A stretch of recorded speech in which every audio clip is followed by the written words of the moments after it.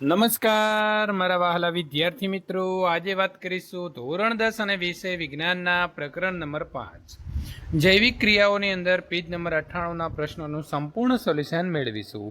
એ પહેલાં ચેનલની અંદર પ્રથમ વખત આવ્યા છો તો વિદ્યાર્થી મિત્રો ચેનલને ખાસ સબસ્ક્રાઇબ કરી લેવી। તો વિદ્યાર્થી મિત્રો, પાના નંબર 98 ઉપર આ પ્રકારના 3 પ્રશ્નો આપેલા છે।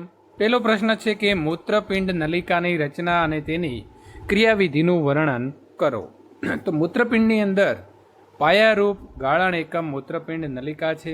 પ્રત્યેક મૂત્રપિંડની અંદર મોટી સંખ્યામાં મૂત્રપિંડ નલિકાઓ હોય છે અને તેઓ નજીકમાં નિકટતમ સારી રીતે ગોઠવાયેલી હોય છે। મૂત્રપિંડ નલિકા લાંબી ગૂંચળામય રચના છે અને તેના અગ્રભાગે કપ આકારની બાઉમેનની કોથળી જે છે તે આવેલી છે અને તેના અંતઃસંગ્રહ નલિકામાં થાય છે। અહીં તમે આકૃતિ પણ જોઈ શકો છો।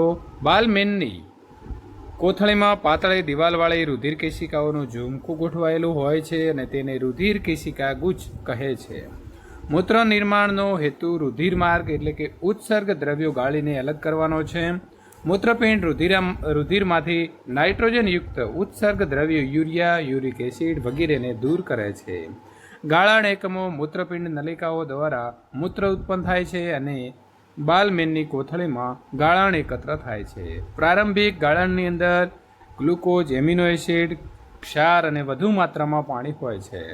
જેમ જેમ ગાળણ મૂત્રપિંડ નલિકામાં વહન પામે છે તેમ તે આ ઉપયોગી પદાર્થો પસંદગીશીલ પુનઃ શોષણ પામે છે।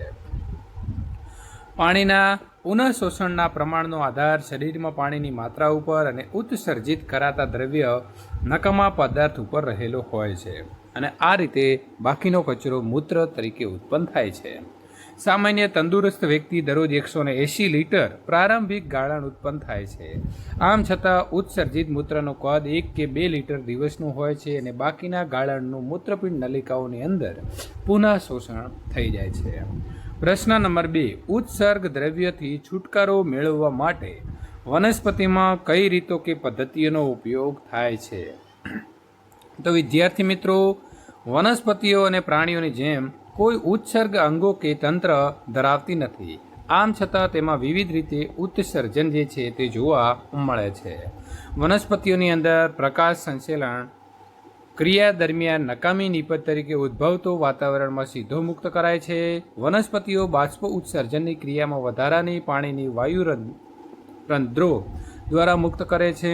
કેટલીક વાર વનસ્પતિઓ નકામા ઉત્સર્ગ પદાર્થોનો પર્ણોમાં સંગ્રહ કરે છે અને છેવટે આ પર્ણો ખરી પડે છે। કેટલીક વનસ્પતિઓ નકામા પદાર્થોના સંગ્રહ કોષીય રસધાનીઓની અંદર પણ કરે છે।